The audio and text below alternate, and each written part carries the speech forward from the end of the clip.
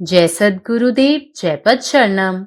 मेरे सद्गुरु की वाणी परम संत महात्मा यशपाल जी महाराज का प्रवृत्ति में निवृत्ति गृहस्थ धर्म के लिए श्रीमद् भगवद गीता का गीता सुधा भाष्य अध्याय 9 श्लोक 20 व 21।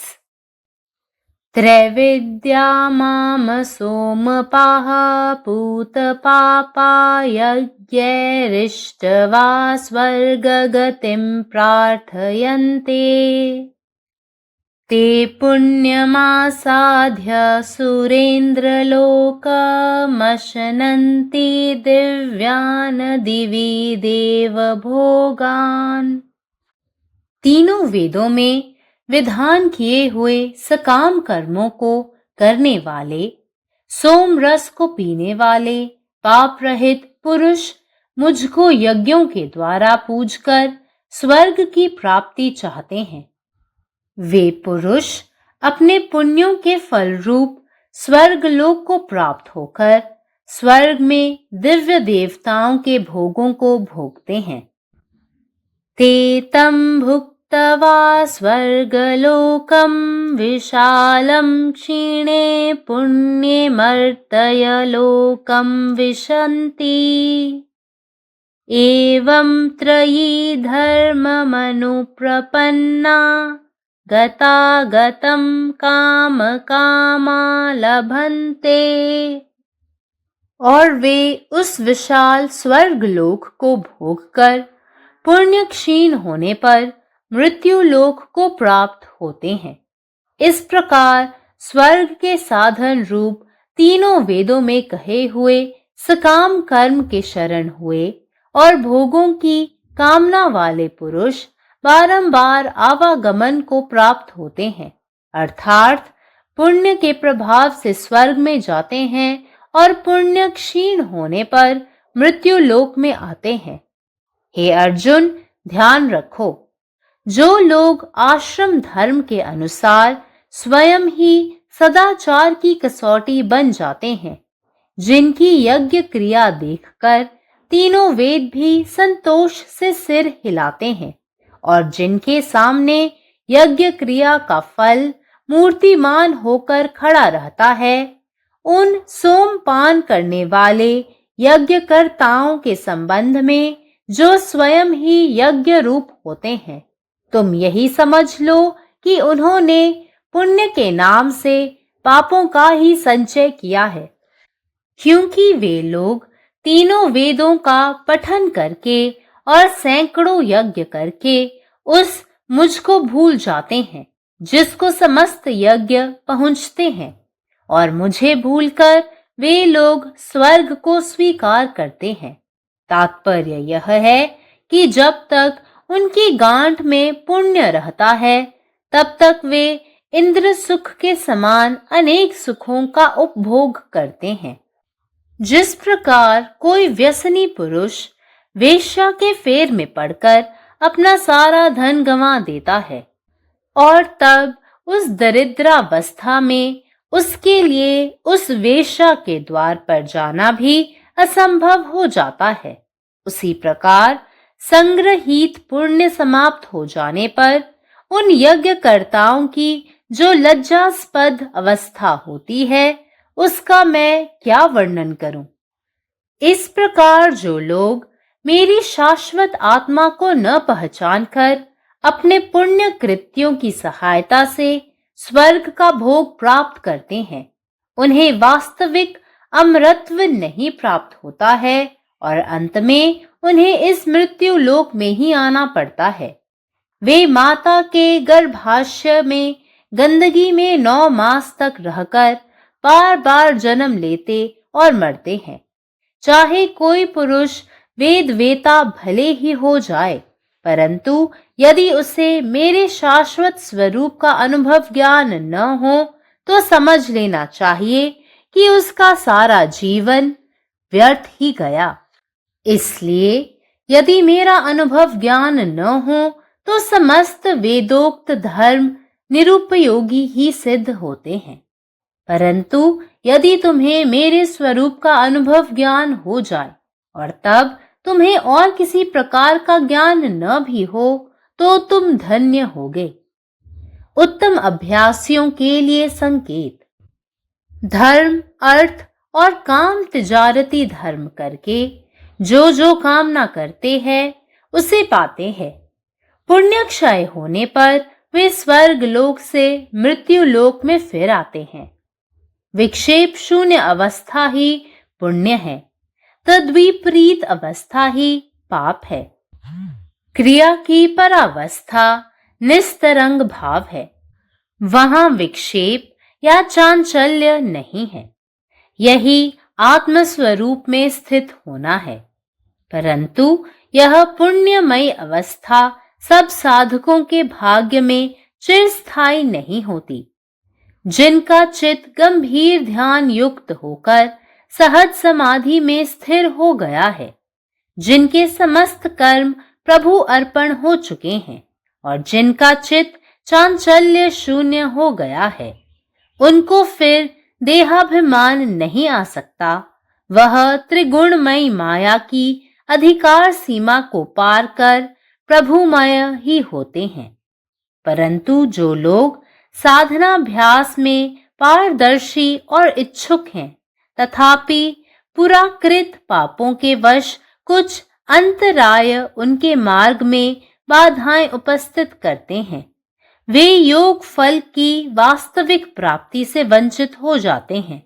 ध्यान भंग होने के बाद सांसारिक प्रवृत्ति बढ़कर फिर उनको अविद्या के मुख में डाल देती है। तब फिर देहाभिमान लौट आता है और दो एक निम्न स्तर की सिद्धियां आकर उनको वंचित करती हैं। जो उच्च कोटि के साधक हैं, जो सहज समाधि में आरूढ़ हैं, उनकी जिह्वा ग्रंथि, हृदय ग्रंथि, मूलाधार ग्रंथि और हरिण्य गर्भ ग्रंथि भेद हो जाती है। ग्रंथि भेद होने से साधक की आज्ञा चक्र के ऊपर सहस्रार में स्थिति होती है। फिर उनके पतन होने की आशंका नहीं रहती। कीलक मंत्र उनका सिद्ध हो चुका होता है, परंतु जो इतनी उच्च स्थिति प्राप्त नहीं कर पाते, वे आज्ञा चक्र स्वर्ग पर्यंत उठकर फिर नीचे उतर पड़ते हैं। स्वर्ग तक जाकर वहां बहुत समय तक रहकर योगैश्वर्य जनित आनंद लाभ तो करते हैं, परंतु वह गुणातीत अवस्था का आनंद नहीं होता, जहां इच्छाओं से सर्वदा साधक की जेब खाली रहती है और न वह चिरस्थायी होता है। योगैश्वर्य में आसक्ति के वश फिर उनकी अधोगति होती है। नाभि के नीचे उनका मन विचरण करने लगता है। इस अवस्था में मृत्यु होने पर कामना शून्य न होने के कारण साधक को फिर जन्म ग्रहण करना पड़ता है। ओम। The knowers of the three Vedas, the drinkers of Soma, purified from sin, worshipping me by sacrifices, pray for the way to heaven. They reach the holy world of the Lord of the Devas and enjoy in heaven the celestial pleasures of Devas. Many aspirants climb up to a certain height on the ladder of yoga. They are irresistibly swept away by the temptation of higher planes such as heaven and the plane of celestial beings, etc.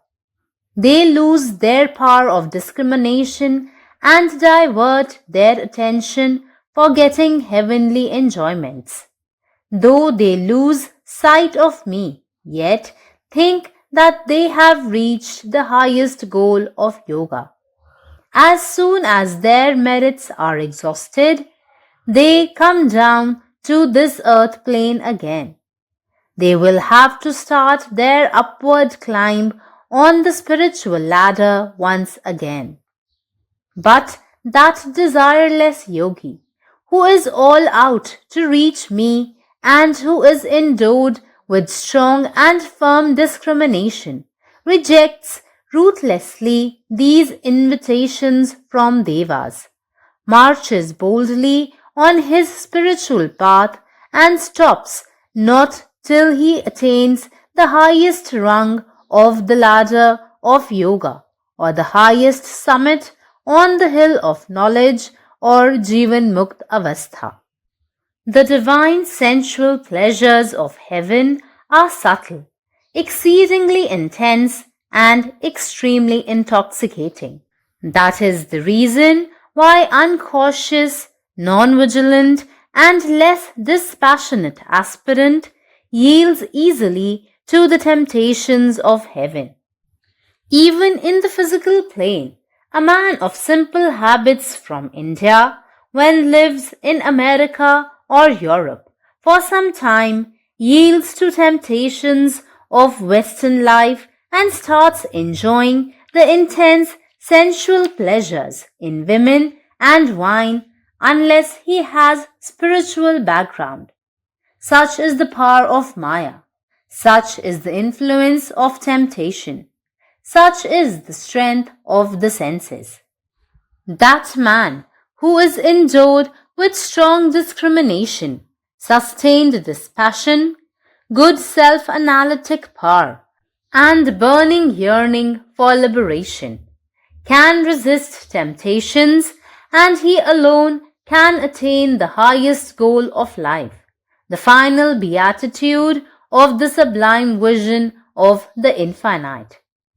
They, having enjoyed the vast heaven world, when their merits are exhausted, enter the world of mortals, thus abiding by the injunctions of the three Vedas, desiring objects of desires.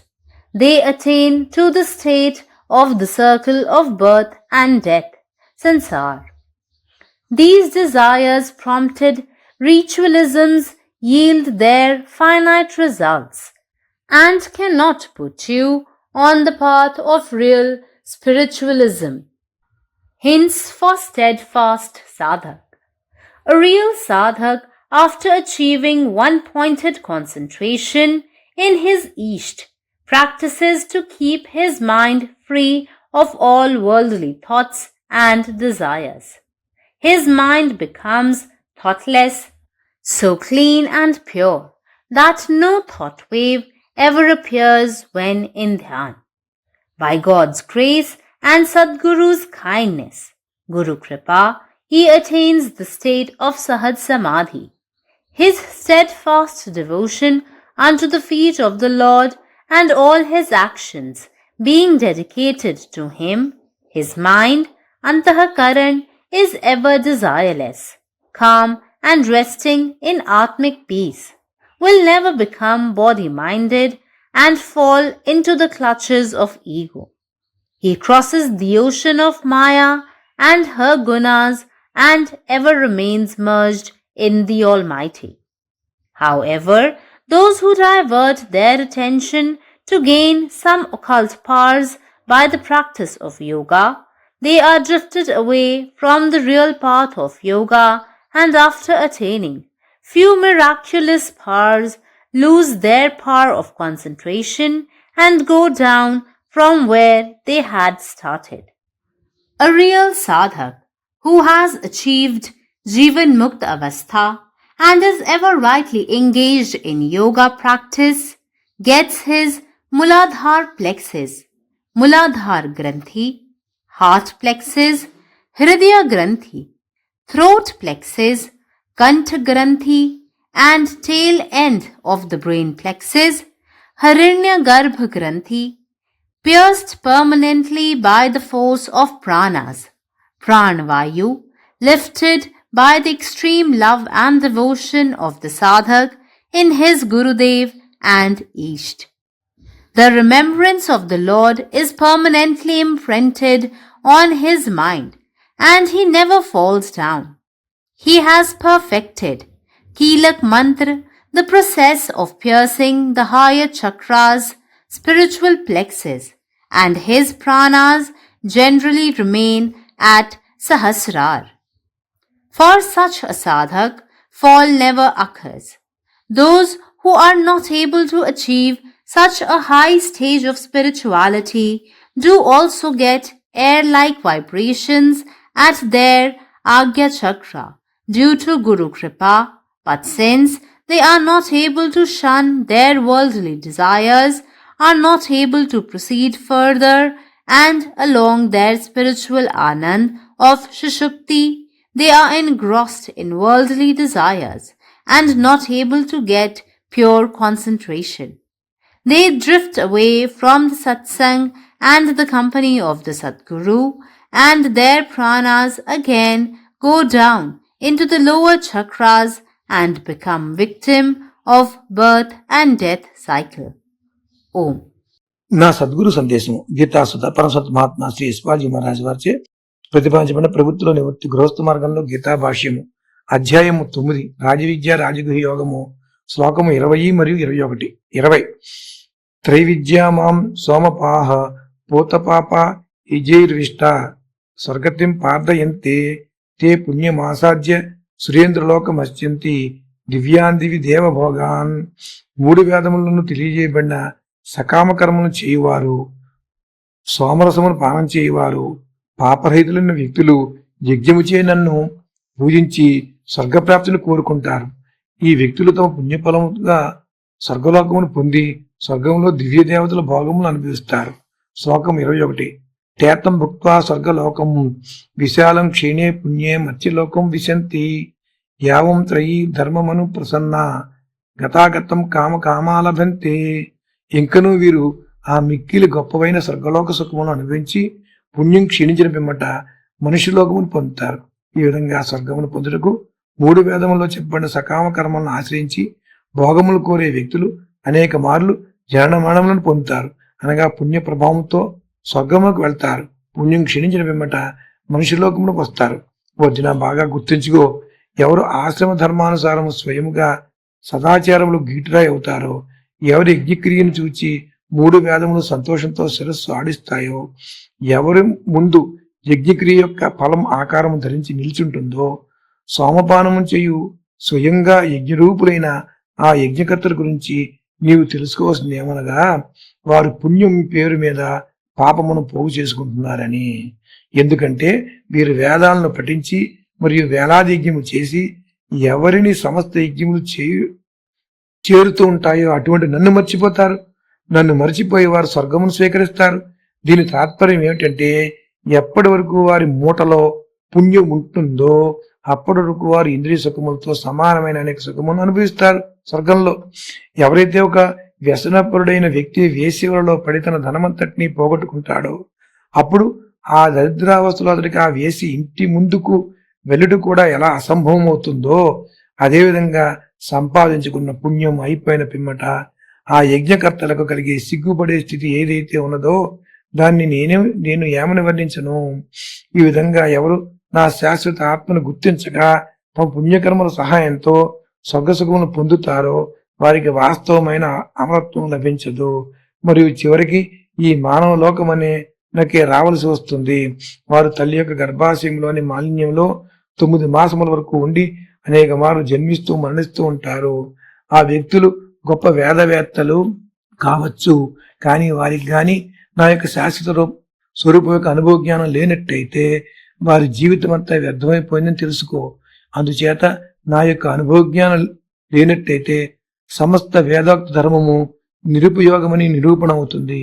అయితే ఒకవేళ నీకు నా స్వరూపం యొక్క అనుభవ జ్ఞానం కలిగినట్లయితే అప్పుడు నీకు ఇతరమైన ఏ జ్ఞానము లేకపోయినా కూడా నీవు ధన్యుడు అవుతావు. ఉత్తమ అభ్యాసకులకు సూచన: జనులు ధర్మముగా వాణిజ్య వ్యాపారాలను చేసి ధర్మార్థకామము ఏవేవి కోరుకుంటారో వాటిని పొందెదురు.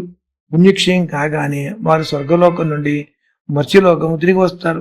విక్షేపములు శూన్యమై అయిన స్థితి పుణ్యము, అందుకు భిన్నమైన స్థితి పాపము. అభ్యాసం యొక్క అత్యున్నత స్థితి తరంగరహితము. ఇక్కడ విక్షేపము లేదా చాంచల్యం ఉండదు. ఆత్మస్వరూపంలో నిలిచి ఉండటం అంటే ఇదే. అయితే పుణ్యమయమైన ఈ స్థితి అందరికి సాధకులకు భాగ్యంలో శాశ్వతంగా ఉండదు. ఎవరి చిత్తం గాఢంగా ధ్యానయుక్తమై సహజ సమాధిలో స్థిరమై ఉన్నదో, ఎవరి సమస్త కర్మలు పరమాత్మకు అర్పించబడినవో, ఎవరి చిత్తము చాంచల్య శూన్యమైనదో, వారికి మరలా దేహామానం రాదు. వారు త్రిగుణమయ మా యొక్క అధికార సీమను దాటి భగవన్మయులు అయిపోతారు. అయితే కొందరు సాధనా అభ్యాసంలో పారదర్శకత ఇష్టం కలిగి ఉంటారు. అయినప్పటికీ పూర్వం చేసిన పాపముల వశమున కొన్ని అంతరాయములు బాధలు వారి మార్గంలో ఏర్పడతాయి. వీరు వాస్తవిక యోగ ఫల ప్రాప్తికి దూరం అవుతారు. ధ్యానభంగం జరిగి తరువాత ప్రాపంచిక ప్రవృత్తి అధికమై వారిని తిరిగి అవిద్య నోట్లో పడవేస్తుంది. అప్పుడు మరలా దేహామానం వస్తుంది. 1-2 అల్ప శ్రేణికి చెందిన దిగువ రకపు సిద్ధులు వచ్చి వారిని వంచితులను చేస్తాయి. ఎవరైతే ఉన్నత తరగతి చెందిన సాధకులు ఉన్నారో వారు సహజ సమాధిలో ప్రవేశిస్తారు. వారి మూలాధార గ్రంథి, హృదయ గ్రంథి, కంఠ గ్రంథి మరియు హిరణ్య గర్భ గ్రంథులు భేదించబడతాయి. గ్రంథుల భేదనము జరిగుడిచే ప్రాణవాయువు సాధకుని ఆజ్ఞాచక్రం పైన సహస్రాలలో నిలుస్తుంది. పిమ్మట అతనికి పతనమయ్యే అనుమానమే ఉండదు. అతనికి కీలక మంత్రం సిద్ధిస్తుంది.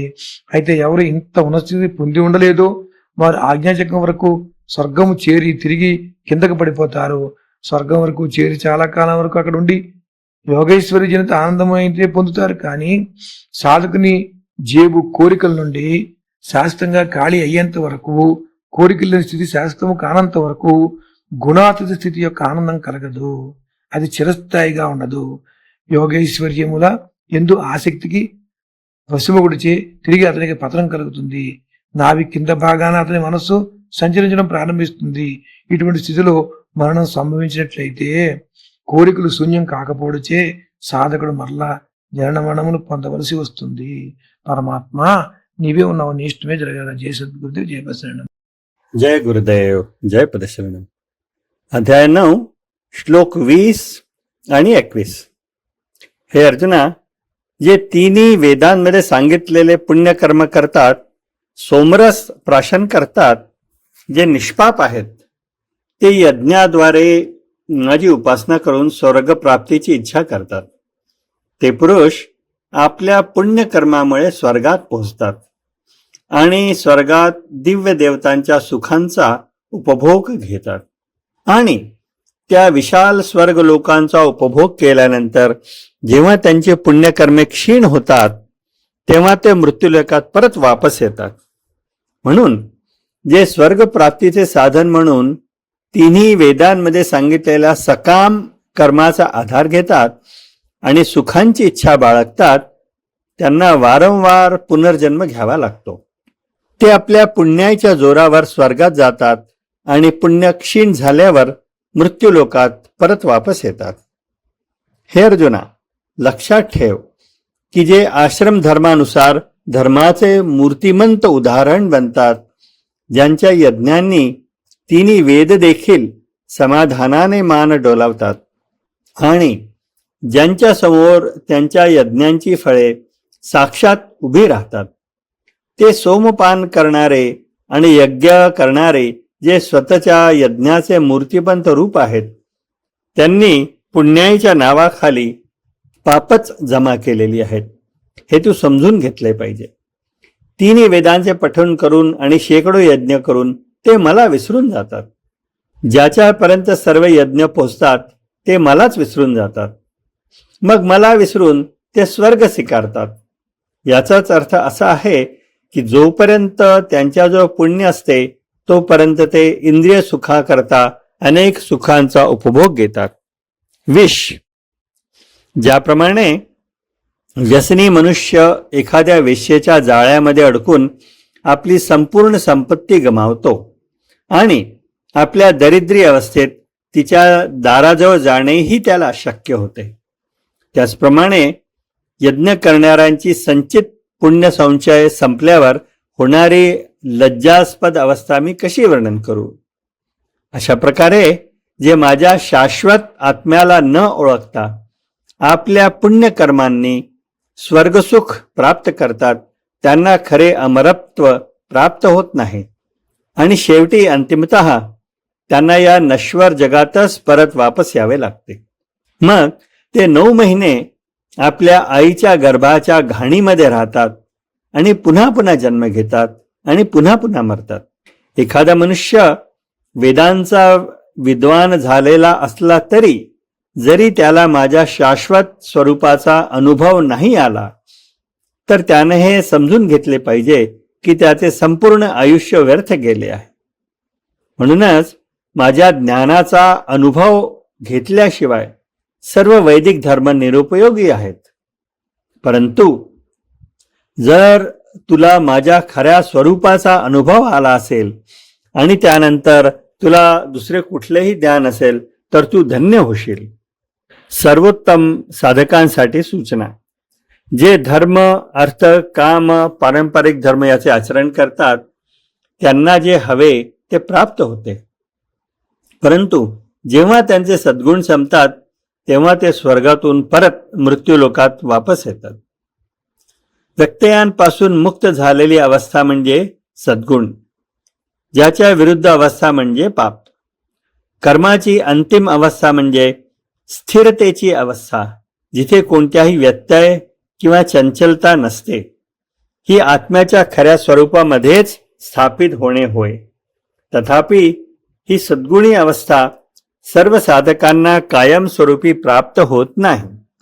ज्यांचे मन गहन ज्ञानामध्ये आणि सहज समाधीमध्येच स्थिर झालेली आहेत, ज्यांनी आपल्या सर्व कर्मांना ईश्वराला समर्पित केलेली आहे आणि ज्यांचे मन चंचलतेपासून मुक्त झालेले आहे, त्यांच्यामध्ये पुन्हा देह जाणीव विकसित होऊ शकत नाही.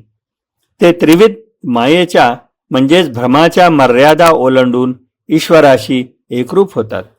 तथापि जे पारदर्शक आहेत आणि आध्यात्मिक साधना करण्यास इच्छुक आहेत, तरीही भूतकाळातील पापामुळे काही अडथळे त्यांच्या मार्गात निर्माण होतात, ज्यामुळे ते योगाच्या खऱ्या फळापासून वंचित राहतात.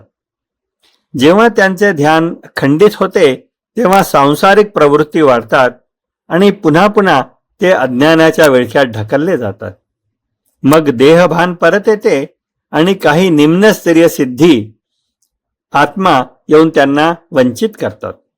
परंतु जे उच्च स्तरीय साधक सहज समाधीमध्ये स्थापित झालेले असतात, ज्यांची जीभ ग्रंथी, हृदय ग्रंथी, मूलाधार ग्रंथी आणि हिरण्यगर्भ ग्रंथी भेदले जातात, या ग्रंथीच्या भेदनामुळे साधकाला आज्ञाचक्राच्या वर असलेला सहस्राधार अवस्थेपर्यंत पोचणं येते. इथे गेल्यावर मग पतनाची किंवा खाली पडण्याची भीती नसते. ज्यांचा कीलक मंत्र परिपूर्ण झालेला असतो, अर्थात ज्यांनी सहस्राधार चक्र भेदन केलेले असते, तथापि जे अशी उच्च अवस्था प्राप्त करण्यात अयशस्वी होतात, ते आज्ञाचक्रापर्यंतच म्हणजे दोन्ही भुवयांच्या मध्ये स्वर्गापर्यंत जातात आणि नंतर परत खाली येतात. स्वर्गात जाऊन आणि तेथे दीर्घकाळ राहून साधकाला योगेश्वराचा आनंद मिळतो.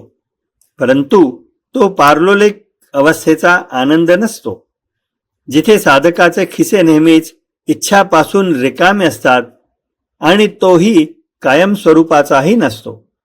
योगेश्वरावरील आसक्तीमुळे साधक पुन्हा पुन्हा खाली उतरतो आणि त्याचे मन नाभीखाली, बेंबीच्या खाली भटकू लागते. अर्थातच त्याचे प्राण बेंबीच्या खाली आणि जंघेमध्ये आणि अजून खालच्या स्वरूपात फिरते.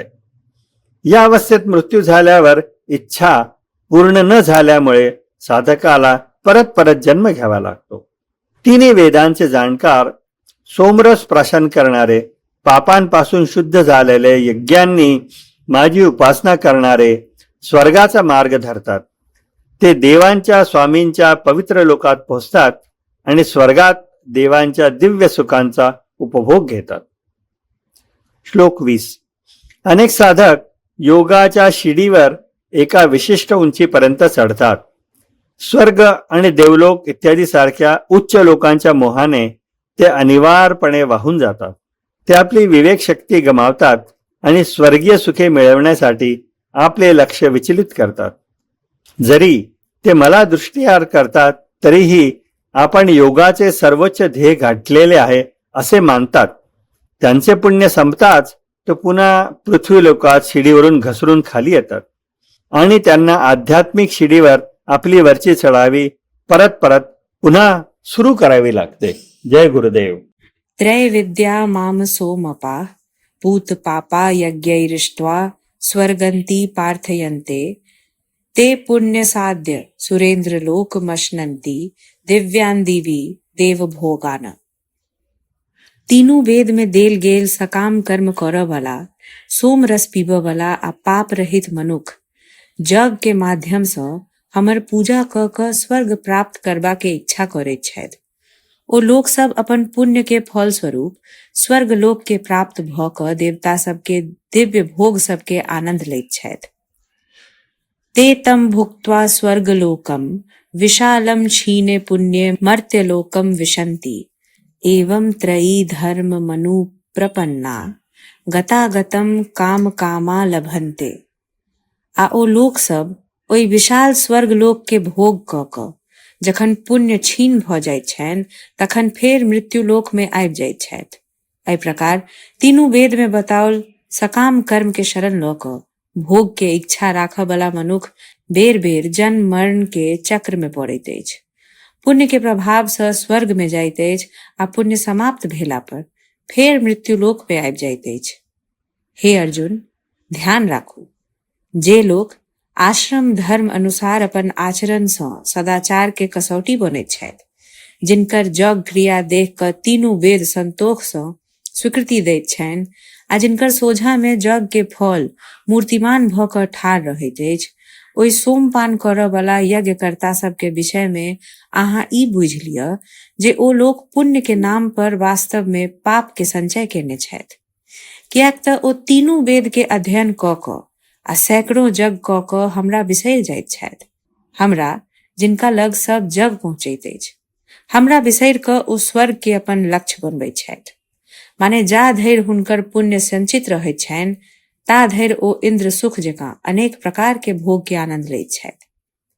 जेना कोनो व्यसनी पुरुष वेश्या के मोह में पड़ि क अपन सब धन गमा दैत अछि आ तखन दरिद्रता एतेक बढ़ि जाइत अछि जे ओ वेश्या के द्वार पर जायब सेहो असंभव भ जाइत अछि। ओहिना संग्रहित पुण्य समाप्त भ गेला पर ओहि जगकर्ता सबके जे लज्जाजनक अवस्था होइत अछि ओकर वर्णन हम की करू। एहि प्रकार के जे लोग हमर शाश्वत आत्मा के नहीं चिन्ह क अपन पुण्य कर्म के बल पर स्वर्ग सुख भोगैत छथि, हुनका वास्तविक अमरत्व प्राप्त नहीं होइत छनि। अंत में हुनका फेर एहि मृत्यु लोक में आबऽ पड़ैत छनि। ओ माता के गर्भ में 9 मास अशुद्ध अवस्था में रहि क बेर बेर जन्म लैत छथि आ मरैत छथि। चाहे कोनो व्यक्ति वेद वेत्ता बनि जाय, मुदा जँ ओकरा हमर शाश्वत रूप के अनुभव ज्ञान नहीं अछि त बुझि लिअ जे ओकर संपूर्ण जीवन व्यर्थ भ गेल। एहि कारण जँ हमर अनुभव ज्ञान नहीं अछि त समस्त वेदोक्त धर्म अंततः निरुपयोगी सिद्ध होइत अछि। मुदा जँ अहाँ के हमर स्वरूप के अनुभव ज्ञान भ जाय आ तखन अहाँ के दोसर कोनो ज्ञान नहीं रहै, तैयो अहाँ धन्य हैब। उत्तम अभ्यासी सब लेल संकेत। धर्म अर्थ आ काम ई तीनू के तिजारती रूप में जे लोग कामना करैत अछि से ओकरा प्राप्त करैत छथि। मुदा जखन पुण्य समाप्त भ जाइत अछि तखन ओ स्वर्ग लोक सँ फेर मृत्यु लोक आबि जाइत छथि। विक्षेप शून्य अवस्थाए पुण्य अछि आ ओकर विपरीत अवस्था पाप कहल जाइत अछि। क्रिया के परावस्था निस्तरंग भाव अछि, ओहि में कोनो विक्षेप वा चंचलता नहीं रहैत अछि।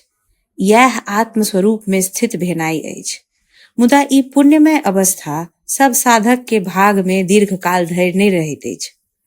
जे साधक के चित्त गंभीर ध्यान में स्थित भ क सहज समाधि में स्थिर भ गेल अछि, जिनकर सब कर्म प्रभु के अर्पित भ चुकल अछि, जिनकर चित्त पूर्ण रूपेण चंचलता सँ मुक्त भ गेल छनि, एहन साधक में फेर देहाभिमान नहीं आबैत अछि। ओ त्रिगुणमयी माया के सीमा पार क क प्रभुमय भ जाइत छथि। मुदा जे लोग साधनाभ्यास में पारदर्शी आ उत्सुक छथि, तथापि पूर्वकृत पाप के प्रभाव सँ किछु अंतराय हुनकर बाट में बाधा उपस्थित करैत अछि, ओ जोग फल के वास्तविक रूपेण प्राप्त करऽ सँ वंचित रहि जाइत छथि। ध्यान भंग भेला पर सांसारिक प्रवृत्ति फेर बढ़ि जाइत छनि आ हुनका पुनः अविद्या के गर्त में ठेल दैत अछि। तखन फेर देहाभिमान घुरि आबैत अछि आ 2-4 निम्न स्तर के सिद्धि आबि क हुनका पथ भ्रष्ट क दैत छनि। जे उच्च कोटि के साधक छथि, जे सहज समाधि में आरूढ़ छथि, हुनकर जिह्वा ग्रंथि, हृदय ग्रंथि, मूलाधार ग्रंथि आ हिरण्य गर्भ ग्रंथि भेद जाइत छनि। ग्रंथि भेदन भ गेला पर साधक आज्ञा चक्र से ऊपर सहस्रसार में स्थित भ जाइत छथि। तखन हुनकर पतन हेबाक आशंका नहि रहैत छनि। कीलक मंत्र सेहो हुनकर सिद्ध भ चुकल रहैत छनि, मुदा जे एतेक उच्च अवस्था प्राप्त नहि क सकैत छथि, ओ आज्ञा चक्र धरि उठि क फेर नीचा खसि पड़ैत छथि। स्वर्ग धरि पहुँच क ओतऽ बहुत काल लेल योगेश्वर्य जन्य आनंद अवश्य भोगैत छथि, मुदा ओ आनंद गुणातीत अवस्था के आनंद नहि होइत छनि। ओतऽ जतेक इच्छा सब समाप्त भ जाइत अछि आ साधक पूर्णतया निर्लिप्त रहैत अछि। योगेश्वर में आसक्ति भ गेला पर फेर हुनकर अधोगति होइत छनि आ हुनकर मन नाभि सँ नीचा विचरण करऽ लगैत अछि। एहि अवस्था में मृत्यु भ गेला पर कामना समाप्त नहि हेबाक कारण साधक के फेर जन्म लेबाक बाध्यता रहैत अछि।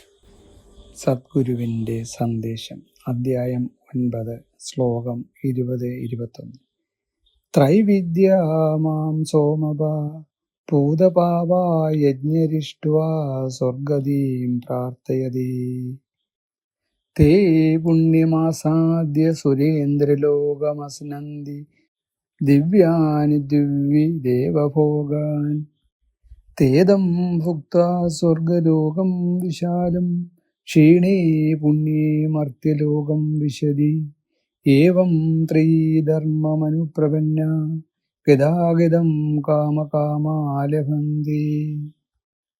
3 വേദങ്ങളിലും പറയുന്ന സകാമ കർമ്മങ്ങൾ അനുഷ്ഠിക്കുന്നവരും യജ്ഞങ്ങളിലൂടെ എന്നെ ആരാധിക്കുന്നവരും സ്വർഗലാഭം ആഗ്രഹിക്കുന്നു. അവർ പുണ്യഫലത്താൽ ദേവലോകം പ്രാപിച്ച് ദിവ്യഭോഗങ്ങൾ അനുഭവിക്കുന്നു. എന്നാൽ ആ പുണ്യം ക്ഷയിച്ചാൽ അവർ വീണ്ടും മനുഷ്യലോകത്തേക്ക് മടങ്ങി വരുന്നു.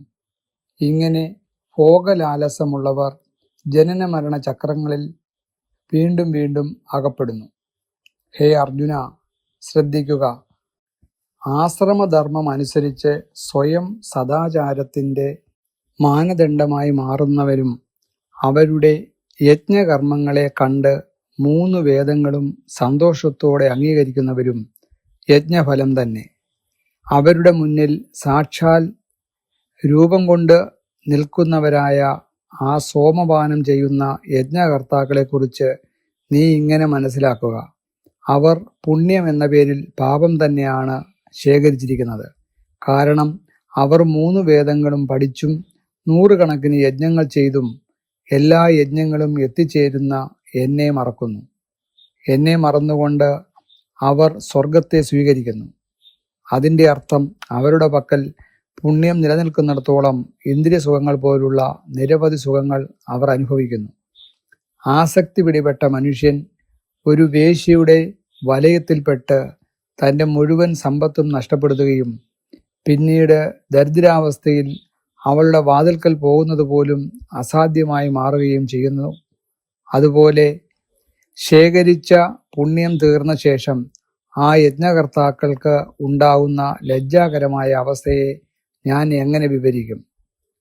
ഇങ്ങനെ എൻ്റെ ശാശ്വതമായ ആത്മസ്വരൂപത്തെ തിരിച്ചറിയാതെ പുണ്യകർമ്മങ്ങളുടെ സഹായത്തോടെ സ്വർഗഭോഗം നേടുന്നവർക്ക് യഥാർത്ഥ അമരത്വം ലഭിക്കുന്നില്ല.